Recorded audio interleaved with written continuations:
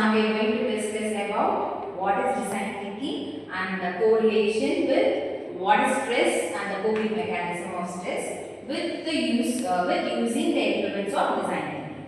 Okay. First, let's see what is design thinking. Can Yani explain what is design thinking, the exact meaning? The design thinking is a test, topical association of understanding and application of the design thinking process. The human-centered approach to problem solving widely used in provide the design business communication and user experiment design. Okay. So design thinking is something like we are thinking one is like we can say like out of box thinking or creative thinking. Okay, which is very unique and different in its manner.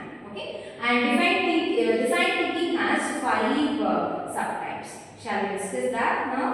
Yes. The 5 types of the subtitles of the design thinking are emphasize, define, ideate, prototype, and testing. So emphasize empathy is basically when we are seeing ourselves in the other person's point of view. We are putting ourselves in their shoes, and we're finding out, okay, yeah, this is the problem they're facing. Yes. So in that we can, while empathizing, we can realize that what is the situation that particular person is handling. Yes. Next. The second one is define. So now what we do is, now that we've seen that person's point of view, what we're going to do is we're going to define, okay, if for example, that person's having an issue in maths, solving a problem in maths, we identify that we are defining the problem, that is, they are having a problem in maths. They are not able to solve the equation. They are not able to understand how the equation formation is happening. That is what define is all about. So defining is like we are labeling what is the exact problems. So like we are going to define them. After defining stage, next is ideate. Yes. So next what we're going to do is, after we have defined what the issue is or what the problem is, we are going to see how we are going to solve it. We are going to come up with different ideas of ways to solve the problem. Then let's take the example with different types of examples. Okay. Different types of ideas, new ideas or creative ideas which would help us to develop our process. Yes. The next step is prototype. So in prototype, basically what we do is we are going to take a sample of what solution, whatever we have come up with the final product, we're going to take a sample of that and we're going to put it out there so that we could test it out to see if we use this in the real life, will this be helpful? Yes, very good. Next. The last stage is the testing. So in testing, what we're going to do is, now that we have seen that we have put the prototype and we have checked out and we found out that it is becoming a good result, what we're going to do is we're going to take it out into a real world perspective. We're going to make the final product and we're going to test it out. And the way that we find out that the test has been done is when we get feedback and so on.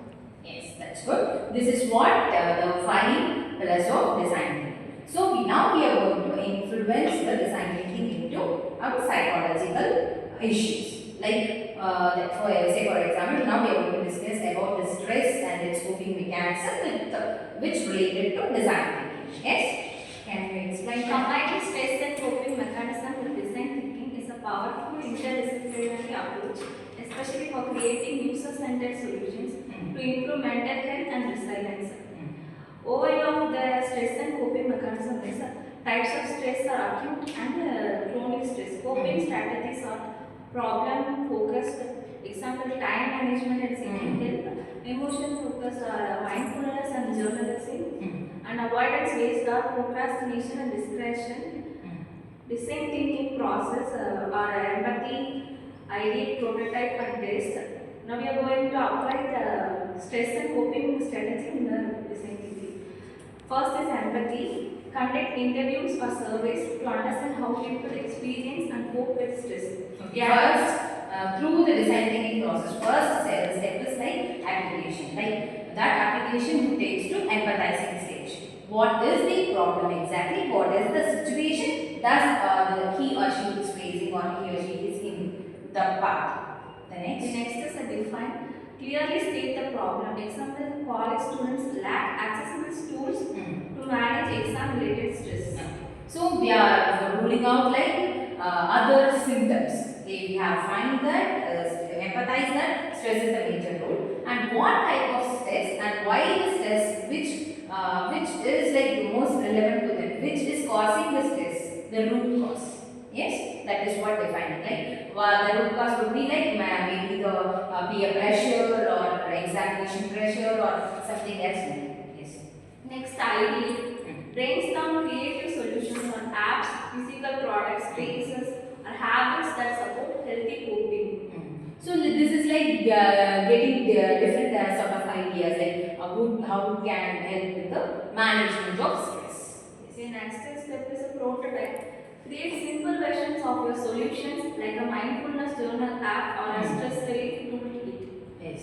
Next, finally. Finally, the step is test. Gather user feedback to see if the solution genuinely reduces stress or supports better coping. Okay. That is like once we sort out this is the problem and this is the root cause of stress, and we move on to the treatment process. So once we choosing a particular therapy, we will apply that therapy, and once the application is getting over, we will see the outcome. That outcome will be discussed or will be received through the feedback. So once that outcome is done, that's all the testing process. So that issues will be solved. Okay, thank you.